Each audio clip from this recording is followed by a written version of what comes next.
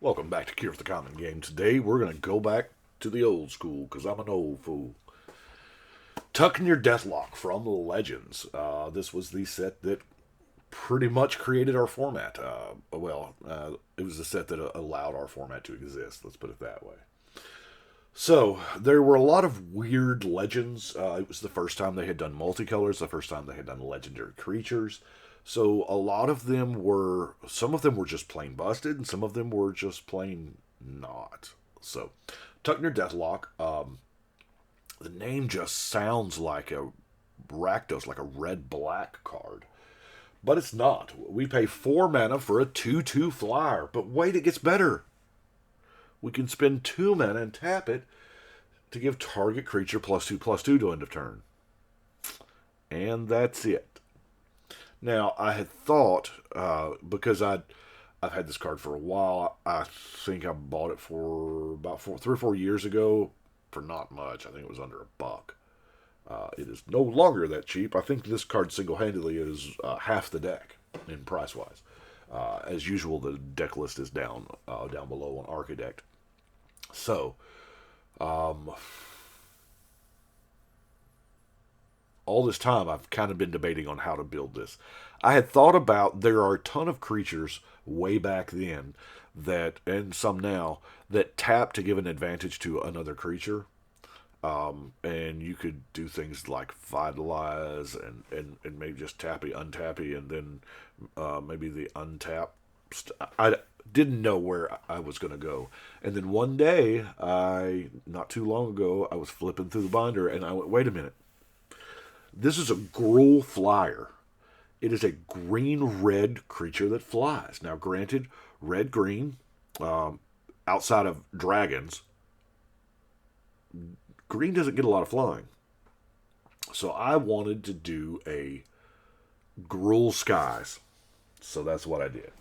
We're going to start off as normal with our mana fixing here. We got a Soul Ring into the Talisman of Impulse, Girl Signet, Moss and Fire Diamond, a little bit of Rampant Growth action, Firewild Border Post, Commander Sphere, Gruul Locket, Keyrune Cluestone, the Bonder's Ornament, pretty neat.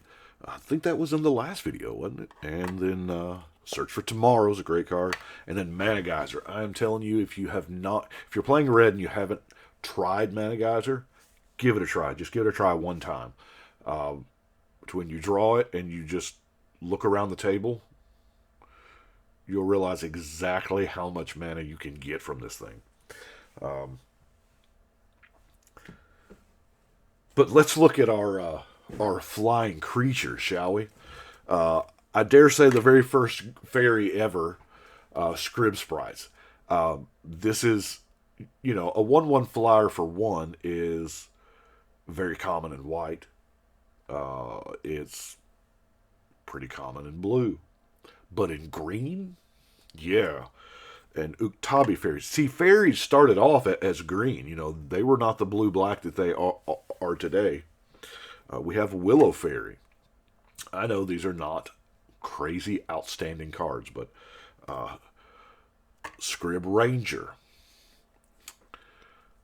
Uktabi Drake. Now, this has been called the Green Shock because for 1 mana it deals 2.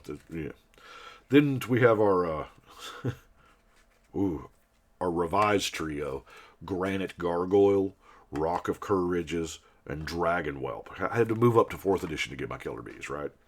So we are all focused about the red-green flyers. And yeah, if we can use the older ones, and it could have been a huge cop-out here to just put all dragons in. We got a few dragons, but not all of them. But here's one that caught my mind. Spitting Drake. Yeah, there is nothing about this card that, as you look past it, there's nothing about it that you would be like, I want to put that in the deck. Maybe if you were building Tribal Drakes, which is probably something I'll do later. But what made me include it was Kazoo Drake. Yeah, here's another 4 mana 2/2 flyer. But You can sacrifice this, and it named Spitting Drake to search your library for Vyashivan Dragon and put it into play.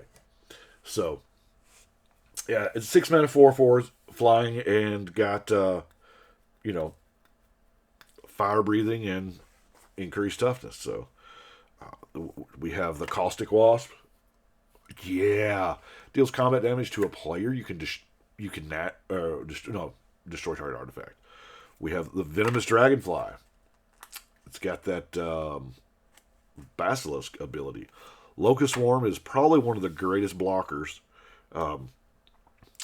It is a 4-mana Will of the Wisp, but it's worth it. I firmly believe it's worth it because we play a multiplayer format, and that untap clause is perfect because when a creature actually regenerates, it causes the creature to tap, removes it from combat, that other stuff.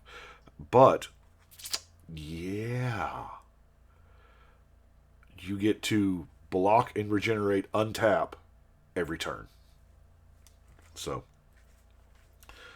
I was putting the cockatrice in because nobody wants to swing into this thing. Nobody does. And Phoenix. Okay, it's been a while since I've said this. It has nothing to do with this deck, but we have had Phoenixes since the beginning of the game, and a Phoenix is kind of a very special creature, right? In all the lore that you've ever read, Phoenixes are rare. They're almost legendary. And there's never been a legendary Phoenix. Ever. I would love to do Phoenix Tribal. I need a legendary Phoenix. Let's see what else we've got here. We're just going to roll through the rest. Most of these are... We're now to the dragon section of the presentation. We have Gadrick, Opportunistic Dragon, Harbinger of the Night. Battle Squadron don't get enough love. First off, it's a flying goblin. Granted, it's a bunch of flying goblins, but number of creatures you control, it's really good in actual goblin decks that can just make tons of tokens. Oh, sweet. Hunted Dragon. There's a political card. Yeah. Do you need blockers? Do you need blockers for his thing? Okay. Here's some knights. Giant Dusk Wasp. We're probably only spending 2 for it anyway. Savage Ventmaw, getting that mana. Horde Smelter Dragon. Warmonger Hellkite. That line of text on a creature. All creatures attack each combat if able. And then attacking creatures get +1. Not yours. You can activate this on any combat. That's the beautiful part. We have Volcanic Dragon. Foe Razor Regent. That's right. Fights. Dragon Mage. Let's draw some cards. Hugin. Jugin? I don't know. I've heard it pronounced both. But this is beautiful art. And then lastly in our creature section is the Blaegriff Prototype. Deal combat damage. Destroy non-land permanent. Of that player's choice that one of your opponents controls. So, if you let me hit you with this, you get to destroy one of his things. Yeah, kind of neat. Sarkhan's Triumph's going to go help us find one of those dragons. Sandstone Oracle, while is a flyer, I've got it in the card draw category for obvious reasons. Faithless Looting, Tormenting Voice, and Rites of Flourishing round that out.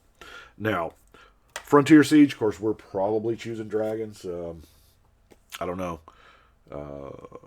We have Overrun to help with the Overrun effect. I don't know. I mean, it's a great card. I don't know how else to put it. Loxodon Warhammer. Add a little oomph in there. So we've got our removal. We have one of my favorite green removal spells, Deglamour. It's great for those indestructible things. We have Shattering Pulse, because I'm telling you, yes, Vandal Blast is better. Vandal Blast is awesome, but Vandal Blast is also, 10 times the price of Shattering Pulse. Return to Nature. Plummet. Plummet actually finds a real good home here because We don't want other people to have flyers. Red Elemental Blast, you know why it's in there. No rifting, no rifting. Naturalize, Beast Within, Natural Obsolescence is another one of those. Get rid of that indestructible thing.